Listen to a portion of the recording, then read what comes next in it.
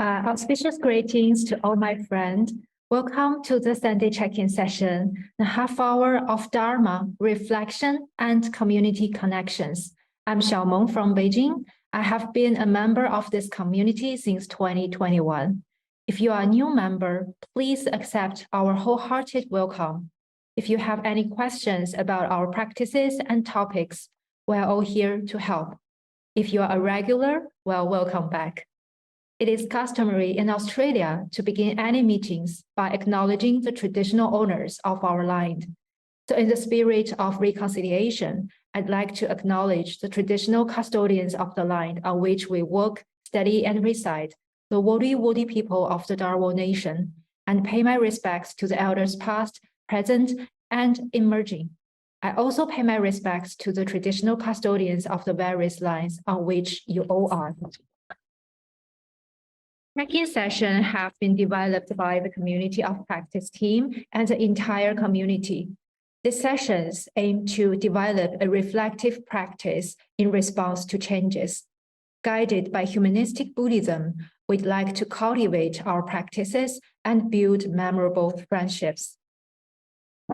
Last week, Aina guided us to reflect on the essence of spiritual friends. This week, we are delighted to have our dear friend Katya share her turning point story with us. In a return to this favorite format, Katya will share her personal experience and wisdom gained through her journey in India. Let's welcome Katya. Thank you so much, Amen. And hello, everyone. Dear friends, good morning, good afternoon, good evening to everyone. I'd like to start a session today with an open eye meditation. And I'd like to invite you to watch one of my videos that I filmed in India. It's a video of sea eagles flying over the sea. It's not perfect, but I think it will serve the purpose, as we don't need to close our eyes all the time to meditate, to become more mindful. And I filmed it in slow motion to get time on my side to appreciate their majestic soaring.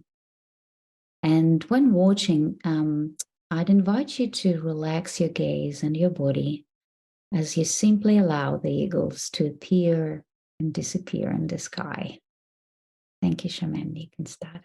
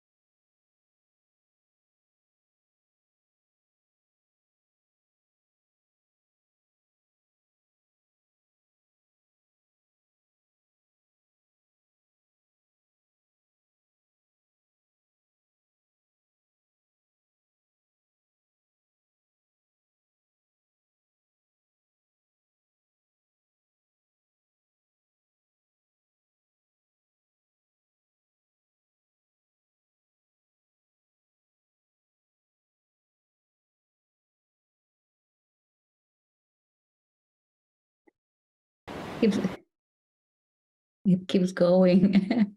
I filmed like hours of seagulls flying. It was mesmerizing. Thank you so much, Amen. I'd like to thank Venerable Joy and Priscilla for inviting me to talk about my travel to India as a turning point in my life. That's actually quite accurate that it was, as not only I needed to take a break and recharge, but it was to create that space to stay with some piled up, old, dressed and undigested feelings and situations, energetic debris in need of cleaning in a way. And so I got on a plane and I flew to India to find myself right in the middle of time and country of Shiva, the god of destruction of the old, the great yogi, god of time, and the cosmic dancer. Next slide, please. It's interesting that when we leave our homes as our habitual shelters, the unattended and habitual parts of ourselves become more visible. If we're willing to meet these old parts with care, changing places outwardly may create deep shifts inwardly. In a way, the very nature of traveling as receiving an influx of new impressions helps us to cultivate an important skill, a beginner's mind. As practice in Buddhism, it is an ability to see things anew, afresh, with curiosity, openness, and awe. And we actually don't need to leave home to cultivate it. In fact, that's the point, to see extraordinary in the ordinary. Still, it was good for me to get away. I did come to sense and smell and touch and see and hear and feel India, which I love so much. And in that acute sensing, I started feeling more alive with each new experience, like that one on the pictures descending into the darkness of the Shiva's cave in Gokarna, and hearing this simple truth from a monk, as if he minded not only the cave, but the truth itself. And then finding my way up. Next slide, please. All the way to the breathtaking vistas spreading beyond the horizon as we climbed the tower of the Muruddeshwar Shiva temple in Gokarna to see the biggest in the world statue of Shiva, and also to appreciate the physical symbols of the very Bhagavad Gita, the chariot driven by Lord Krishna, who taught Arjuna about the path to salvation and the karma yoga. And these are, by the way, real pictures. They're not postcards. I took them from the tower. Next slide, please. And so the invites, as if by Shiva himself, continued in receiving the blessings from the holy people when taking part in the Shiva Puja, a purifying and blessing ceremony. And being amidst the richness of culture, tradition, and wisdom was working quite subtly on me. I kind of packed my overworked mind, brain, and I was simply absorbing the happenings of each day, the ascents and descents, the vistas, the depth, and the colors, of course. Next slide, please. The visual gifts of the colors of India, that sensory celebration, poured into my psyche in the form of towns' chariots and decorations and the gold of the temples and the fiestas of Indian food. And not forgetting, of course, the colorful women's saris. And yet, in the midst of all this vibrancy, next slide, please, there was this simplicity, calmness, straight gaze, and contentment of the young and the old and those in between, in the midst of the conditions far from those we enjoy in the first world countries. As if some invisible hand, gradually but surely, was pulling off the veil of privilege off my eyes. You know, the one that we blindly wear in the West very often. by the mere fact that we have comfortable homes, houses, our own cars, and walk on clean streets and can afford overseas trips like I did. It was good for me, just seeing afresh how much I owe to this world, but also how blessed I am. I have everything I need. Next slide, please. I have an ocean at my doorstep. The Yamuna beach is 5 minutes drive from my home, and yet it was in India that I connected deeply to the magic of sand. I discovered and admired the texture, its temperature on my feet. These are just, again, like 1/3 of the pictures of the sand I took. Moonlight colors and shifting patterns resembling the codes to decipher sent from the nature itself. So transient and ever-changing and beautiful. Next slide, please. Thank you. I also appreciated the presence of animals who don't belong to humans, dogs and cows, on the beaches and the streets. You cannot find this in Australia. It kind of reminded me that it's not all about us. The dogs were friendly. They'd sit next to me as if when I was practicing yoga on the beach and asked me to pet them. But a cow butted my friend when he tried to pet it. As nature was telling us to scrap the attitude of a tourist, looking at things, with the passive and ignorant eye of a spectator. Rather, animals were there to wake us up to see them actually, mindfully and respectfully as equal nature partners. Next slide. And so why was that trip a turning point? The travel reminded me to cultivate that beginner's mind and to appreciate more of the world in its entirety and be really, really grateful to what I have. Travels are meant to break the routine and induce that sense of freshness. But how can we notice the sunrises and sunsets at home with the same awe as we do on a trip? And how can we make up to those parts of ourselves that wake up rather and make up maybe that are often taken for granted, like our wealth or our security? And that's it. Thank you. Wow. Thank you, Katya, for your beautiful sharing on the topic of cultivating the beginner's mind with us.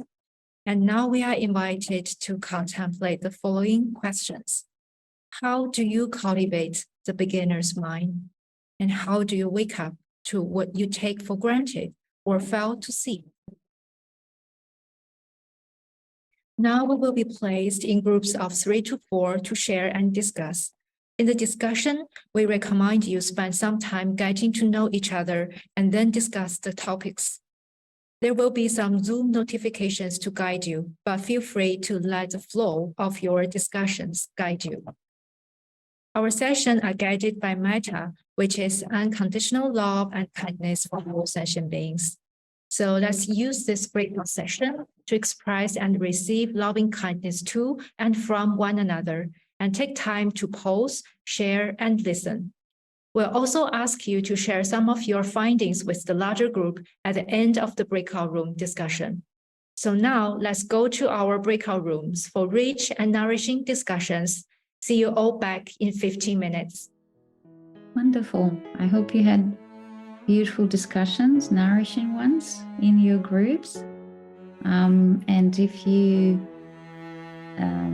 have anything to share with the whole group, let's see. Fei Chi. You're always the first. I love it. Beginner's mind. RP Bat. Repeat the good habits, actions. Remember the core teachings. Practice diligently. Build a fountain of goodness. Act mindfully and train the stillness of mind. That sounds like a good recipe.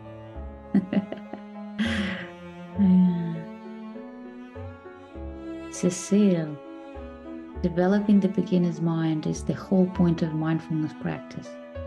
Yeah, to bring us to the level of freshness, curiosity, deep listening, and creative problem solving. That's right. Yeah, I completely agree. That's what we try to teach our students too. And we were talking about the chat GPT, which is now a big threat in education. All right. Bante. By practicing gratitude, looking at things from a new perspective, being mindful and being open to feedback, we can wake up to what we take for granted or fail to see. By cultivating the beginner's mind and walking up to what we take for granted or fail to see, we can live a more fulfilling and learning from our experiences. See rain falling from the perspective of a honeybee hovering on a flowering bush. See honeybees from the perspective of a raindrop. See flowers from the perspective of a flower.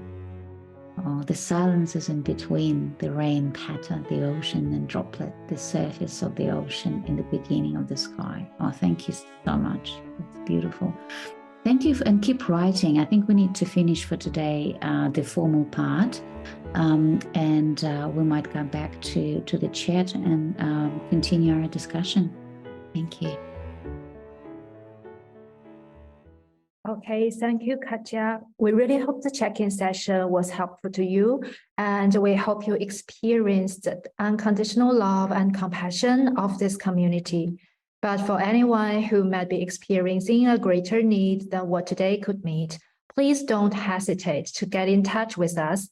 And you can also reach out to the professional organizations on the screen.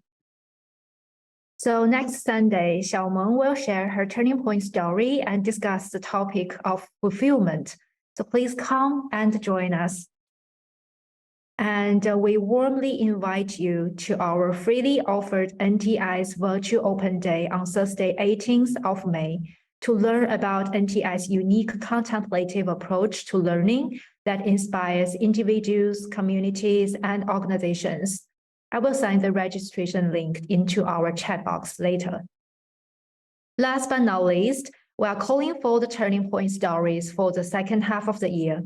So if you are interested in sharing your stories and reflections with the community, please message us in the chat box or inform us by email. As we check out today, let's recite the dedication of merits together to send love and compassion to whoever is in need.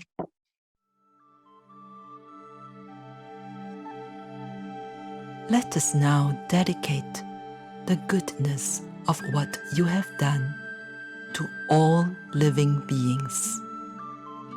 May kindness, compassion, joy, and equanimity pervade all worlds. May we cherish and build affinities to benefit all beings. May Chan, Pure Land, and precepts inspire equality and patience. May our gratitude and humility give rise to great vows.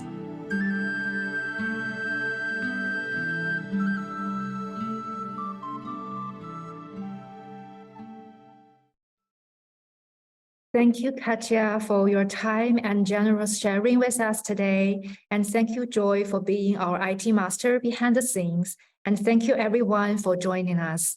Now we will have our Euro plenary session. So please stay around if you have time. Otherwise, see you all again next Sunday at 11 a.m.